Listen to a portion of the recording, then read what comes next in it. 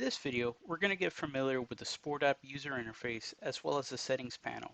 Inside the settings panel, this will allow us to set up for our first production. It's a good rule of thumb to always reset the game before the start of your production. This ensures all your period, clock, score, and other game data doesn't roll over from the previous production. So once you hit yes, I want to continue, it'll reset all your information back to its default. The first thing we're going to look at is our leagues up at the top.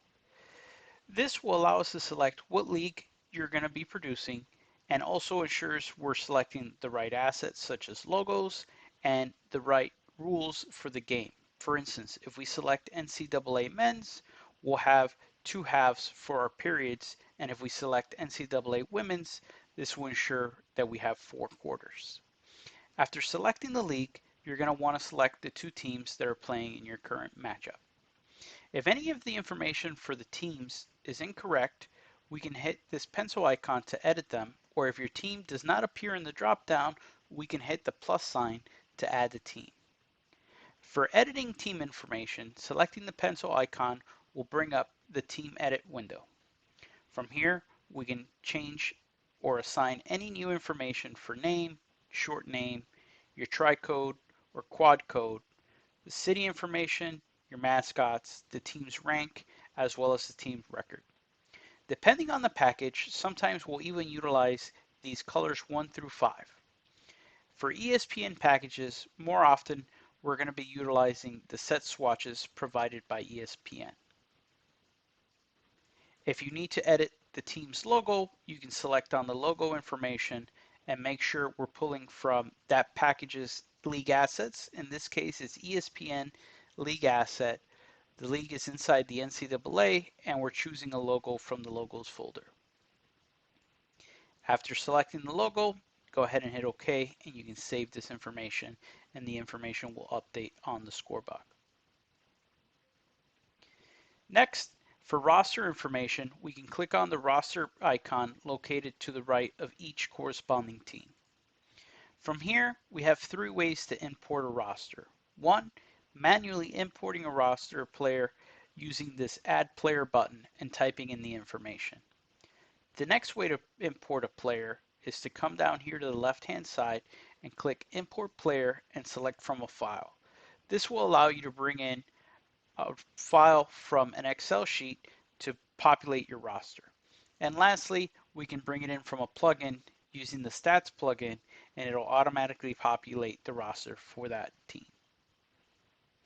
Adding headshots, just simply select on the player that you want to add a headshot to, click Add Headshot, locate the headshot from your headshots folder, and assign the headshot to that particular player. And go ahead and hit Save. Next, we're going to look at scoreboard feed. This will allow you to select from this drop-down what scoreboard protocol you'll be using for your controller. If your controller is not listed in this drop-down, please contact support to create a request to get it added. In the event that you don't have access to your controller and want to utilize the scoreboard in your venue, you can point a camera and select either a DVE or an OCR setup. The DVE will allow you to output your video input into the clock information. The OCR setup will allow you to use that same video and convert your input into this digital format, not outputting the actual video. For setup on this, it can be found in our support page on the dashboard.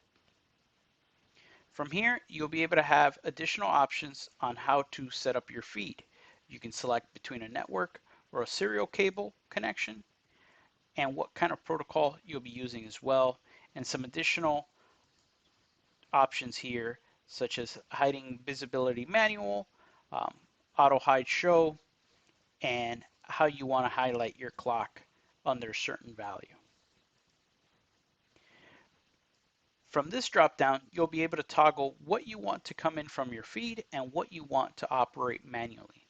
Right now, our clock is being fed in automatically from this controller, and our period, score, timeouts, bonus, and possession are all handled manually from our app.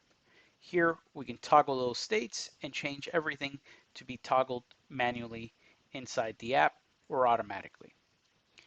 From within the app itself, we will go over how to change that without coming into the settings window. Next, we're going to look at the scoreboard section. From here, we can select what kind of scorebug we want for our current production. Right now, we currently have ESPN selected. I can come into this drop down and any other scorebugs that I have installed into my app, I can go ahead and select at this moment, such as flat basketball. Once you make that selection, you will see all your assets will update for that specific production. I'm going to go ahead and turn back on our ESPN production for this example. In the event that you've created your own scorebug, you can come in here and use this import option. This will ensure that your scorebug will go into that user folder we spoke about in the MAM setup. In the event that we have to make modifications to the scorebug on the screen, we can come in here and choose template options, and now we can move and reposition the scorebug wherever we like, and we can scale it up or down. The same options are available for your go to break. Lastly, your video format can be selected in this section down here.